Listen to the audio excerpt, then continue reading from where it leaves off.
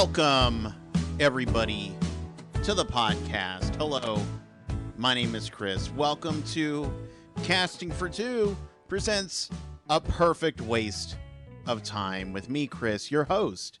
This is very exciting because I started, I'm always I'm a fan of podcasts, I'm not going to lie. But one of the things that I like to do and wanted to do for a long time, because it hasn't happened in such a long time, is I like doing multiple podcasts just to kind of, keep things fresh for myself. This is more for me, okay? Welcome to the Therapist Hour, where you all are my therapist and I am your patient. No, it's sometimes, I love doing Casting for Two, and I love interviewing all the guests that I'm very fortunate and certainly lucky to talk to. But there is a certain way I have to act, because I have to be I have to be in the driver's seat. And sometimes it means I have to be a little bit more serious at times. And I know this podcast, I am literally in the driving seat.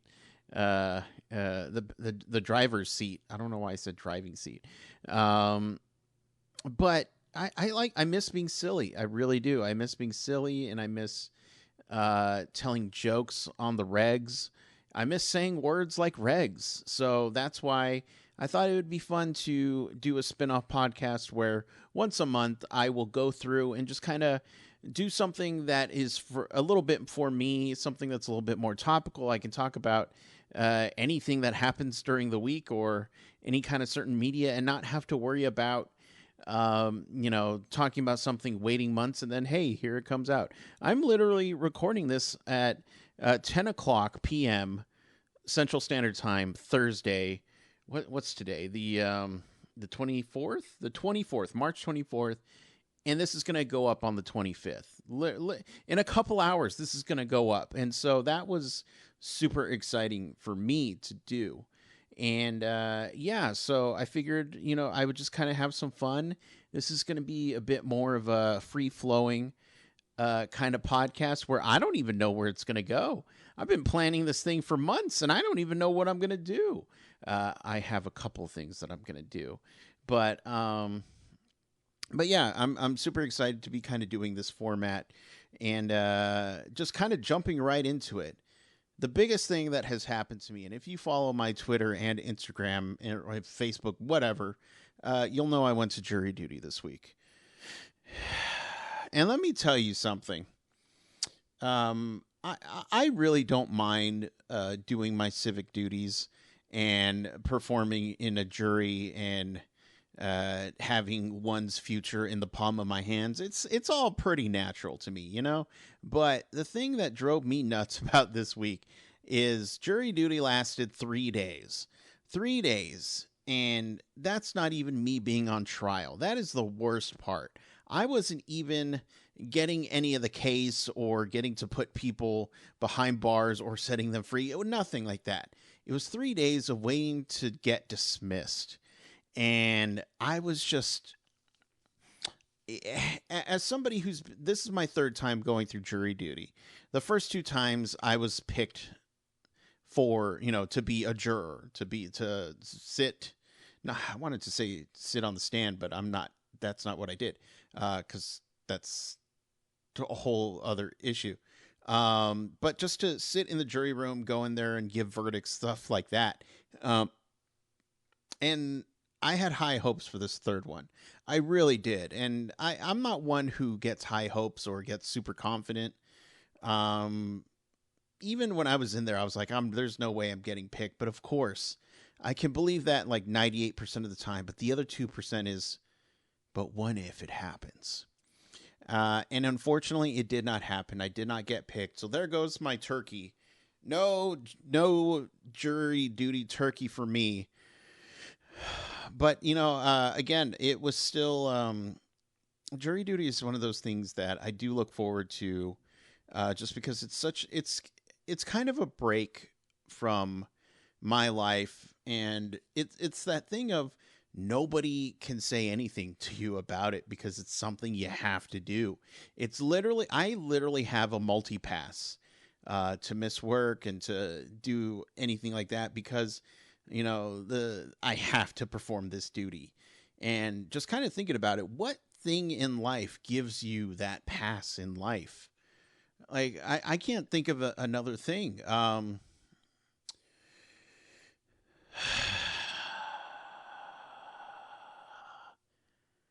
Maybe like a VIP ticket to some concert or music festival or an event, maybe, because you just be like, yeah, VIP multipass, and you just walk in and there you go. Maybe that, I don't know. But yeah, it's something that is, I had a lot of fun doing in the past, I should say. This whole experience, just 3 days of just waiting and seeing that was new for me. And they kept bragging about how much it changed and how that they do this format instead of having us come in at 8 in the morning, sit in a room, wait. And if we don't get picked that day, then we're done. The bailiff bragged about that. Why would you brag about that? That sounds better than waiting for 2 days. Of course, we are still in COVID times. So I do see how I'm not going to sit in the room with a bunch of people. I'm still not comfortable with that, which is a whole issue that we will get into. But yeah, it was just absolutely bonkers to me. And yeah, so I did my civic duty, and then that was it. I was sent off, and hopefully, I don't know, is it every 3 years or something like that? You have to do jury duty, but hopefully next time I get picked, because I definitely was just kind of like, dang, I really wanted to get picked so that I can continue my my record. But that's okay. And another thing that I did want to, I did mention it a little bit, and this is going to be kind of a serious note. I'm just curious for people out there, because I had this conversation with my girlfriend that we are still in COVID times, but having been in the COVID bubble for the past couple of years, there's this thing where, and I don't want to say things are going back to normal, but people are doing more normal things and, continuing on with life before. I still wear a mask when I go out. That's just something that I want to do because I still don't fully feel safe around me. Going out in public, that is. But it's that thing of, I don't know how to adapt back to non-COVID times. I felt like I finally figured out how to live in a COVID era. And it was wonderful. I got to stay home. I didn't get to see anybody. Except my girlfriend and her family, which, again, I was perfectly fine with doing. But now things are opening up, and going to restaurants are a thing. And, well, I shouldn't say things are opening up. Things are open. But I'm just curious for people listening out there. What are your thoughts on resuming, going back to normal life? Again, I use the word normal loosely because what is normal?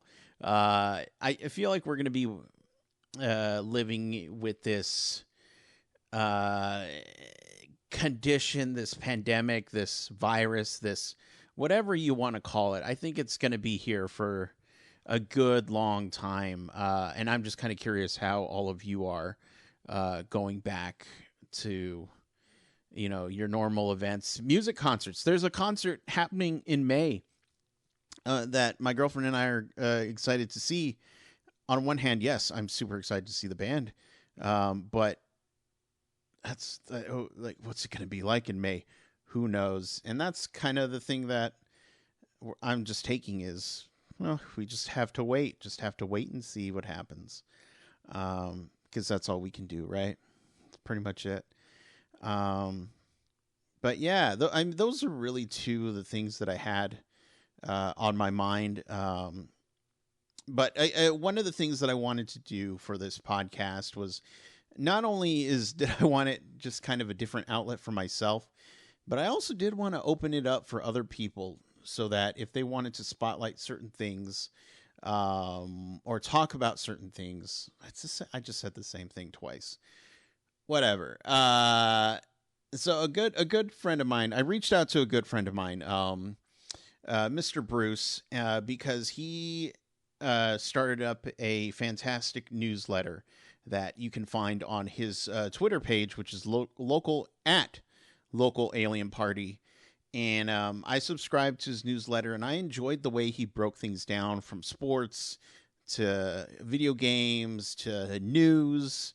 And I just really appreciated that. And so, again, I reached out to him and I said, hey, would you like to do a little something for this experimental podcast that I'm doing? And he said yes. And I'm super thrilled to have him, involved. And so what I'm going to do is, and no way are we stopping this podcast at all, but I'm doing segments. All right. And this is the first segment I'm bringing on. I would like to introduce you to Bruce, and he's going to take us into a minute with Bruce. Hello, and welcome to A Minute with Bruce. That's me. To recap the month of March, 50 to 70% of all COVID-19 cases nationwide are the Omicron subvariant BA2. So stay safe, and consider staying in tonight to play some Final Fantasy XIV, which Square Enix announced they plan to support with major content for another 10 years. Sony has been merging the entirety of Funimation's library over to Crunchyroll. I really recommend checking out Shenmue. Nintendo finally added folders to the Switch. Well, kind of. The top game releases for March 25th are Ghostwire Tokyo, which is averaging a 77 over on OpenCritic, Tiny Tina's Wonderlands at 80, and Kirby and the Forgotten Lands with an 85. Thanks, but before I go, men's and women's March Madness is still ongoing. And I just want to say, go blue. Thank you very much, Bruce. And again, if you want to, get more info on a lot of the stories, because again, those are just bullet points he's doing. There's a whole lot more that you can go out and experience. Go to his Twitter at Local Alien Party, and there's a link right there to sign up for the newsletter. I'm literally looking at it. It's a good time. And again, thank you, Bruce. He's going to be doing a weekly segment on here. Another segment that I wanted to do is, again, open it up towards you. I wanted questions because there's a lot of questions out there in the world, all right?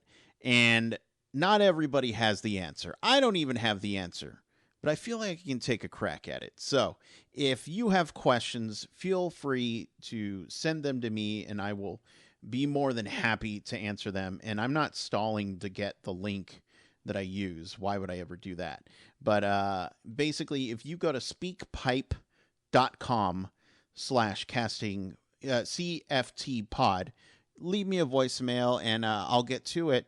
And much like our first voicemail for today, and it comes from a fantastic person named Peter Z. Parker. Peter Z. Parker.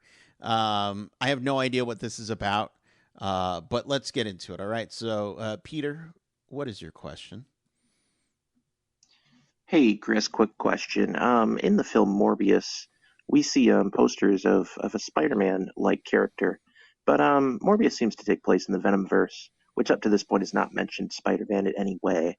So I was just wondering if you had some insight on that. Also, will the Butler Bernard be featured in Morbius? Thanks.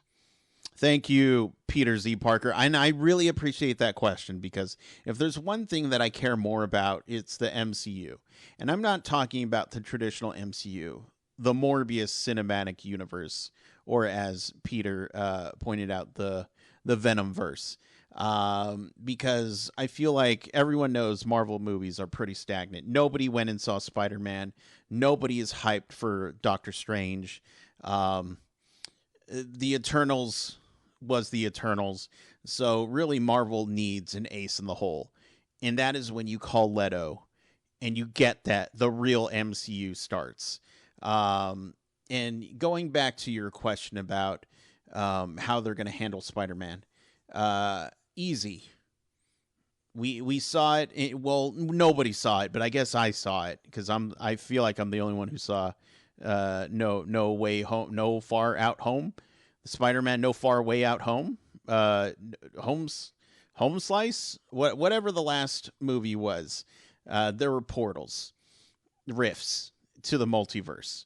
So therefore, what they're going to do is Spider-Man is at the end of the movie. Again, nobody saw it, so at the end of the movie, Spider-Man is swinging. Of course, one of those rifts are going to open. Spider-Man's going to swing right into it, and then land right next to Morbius. And that is exactly how the new MCU will be formed. And to answer your question, the unsung hero of the Sam Raimi, Tobey Maguire Spider-Man movies was, of course, Bernard the Butler, who had the most pivotal role in the entire trilogy. And you can really see it building up from that first movie all the way to the third, where he finally gets his day in the sun. Of course, he had SPF 15 because skincare. Always wear sunscreen. Okay, but obviously Bernard will play an important part of the Morbius cinematic universe simply because he is the key holder to the glider that has been used to puncture Harry's dad, which is Harry Osborn. No, who's the dad? William Dafoe's character. That's what happened. And obviously Bernard is an important plot point.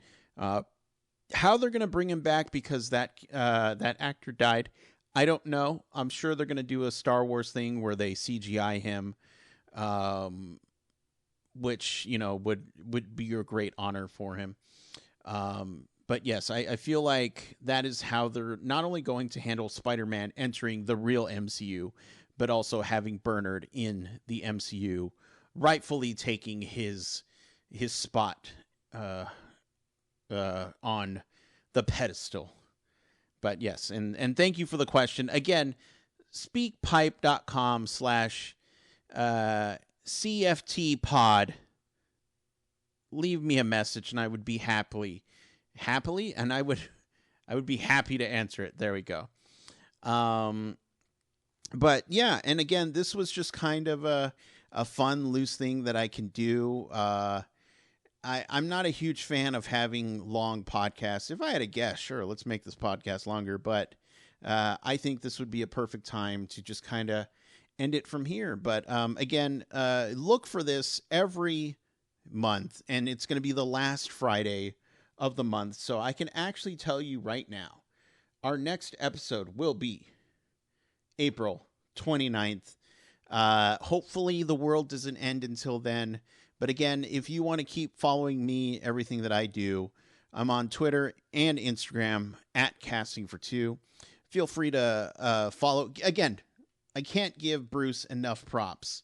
At Local Alien Party, just phenomenal guy. And Bruce, again, happy to have you on board. If there's segments that you want me to see, or you want me to do, you have suggestions, let me know, because this is a podcast that's going to be built around you all. So again, I'm here. Thank you so much for listening, and we'll see you back on Monday for a normal Casting for Two pod episode. But until then, stay safe and healthy, and long live Morbius, aka Jared Leto, aka 30 Seconds to Morbius.